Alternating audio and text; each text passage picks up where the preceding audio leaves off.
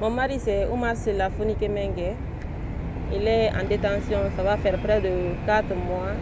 Et depuis près de 2 semaines maintenant, il a débuté une grève de la faim.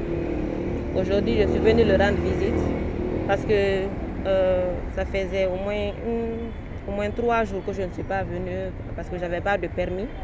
Mais je me suis arrangée avec les autres pour qu'on puisse me permettre de rentrer avec mon permis qui est déjà expiré. Je suis rentrée, je l'ai trouvé, il est venu me voir. Aujourd'hui, physiquement, il ne va pas bien, pour un peu conclure. Il a mal au ventre, des vertiges, tout ça. Et physiquement aussi, il perd du poids. Il perd du poids. Qu'est-ce que vous C'est difficile. les téléphones là? Bon, il a déjà été arrêté pour une première fois. Il a fait 4 mois et quelques. Il a été jugé sans preuve. Ils ont été obligés. Il a été jugé sans preuve.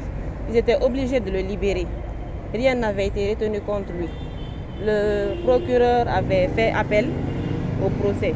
Ça n'a pas donné de suite parce qu'eux-mêmes ils savent qu'il n'y a rien contre lui. Cette fois aussi, on l'a arrêté, il est là. Ça va faire encore près de 4 mois. Aucun jugement en vue. Et ça, c'est vraiment... C'est désolant, quoi. Est-ce que vous voyez un peu ce que je veux dire? C'est désolant. Tout ce que moi je demande, c'est que non seulement qu'il soit évacué dans une structure sanitaire pour des soins, et aussi qu'on programme son jugement. Nous ne refusons pas le jugement, on veut qu'il soit jugé pour qu'on sache exactement s'il y a des preuves contre lui. Parce que moi je sais qu'il n'y a pas de preuves contre lui. Il a été arrêté sur une moto. On dit attroupement illégal.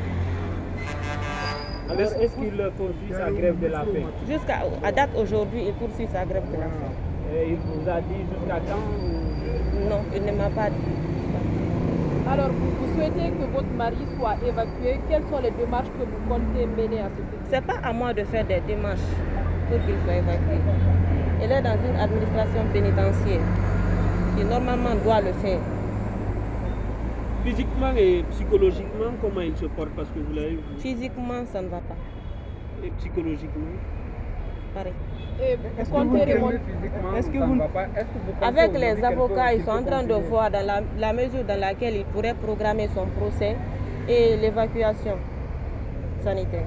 Mais est-ce qu'il pourra continuer ce truc de grève de faim là? Bon, par rapport, mon problème aujourd'hui, ce n'est pas la grève de la faim qu'il est en train de faire. Mon problème aujourd'hui, c'est son état de santé. Il ne va pas en s'améliorant.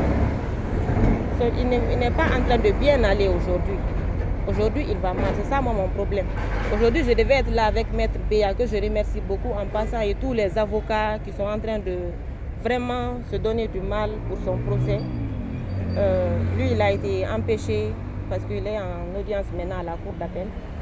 Mais ils sont quand même en train de voir dans quelle mesure son procès va être programmé dans les plus brefs délais. Vous serez là quand? Bon, je ne peux pas dire exactement quand je serai là encore parce que actuellement j'ai appelé le juge d'instruction, le tribunal de Mafango. Je l'ai appelé, il me dit qu'il est tensionné, qu'il ne peut pas me procurer un permis de communiquer. Je lui ai demandé, je lui ai amené un message. J'ai dit, mon mari est à la maison centrale, vous me dites que vous êtes tensionné, vous ne pouvez pas me procurer un permis, qui peut m'aider à me procurer un permis? Je l'ai appelé, il a raccroché et depuis je n'arrive plus à le joindre.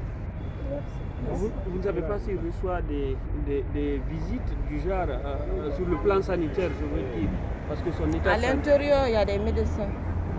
Oui. À l'intérieur, il y a des médecins. C'est hier qu'il n'a pas reçu de soins à l'intérieur. Donc pas de soins? Pas de soins pour le moment. Merci.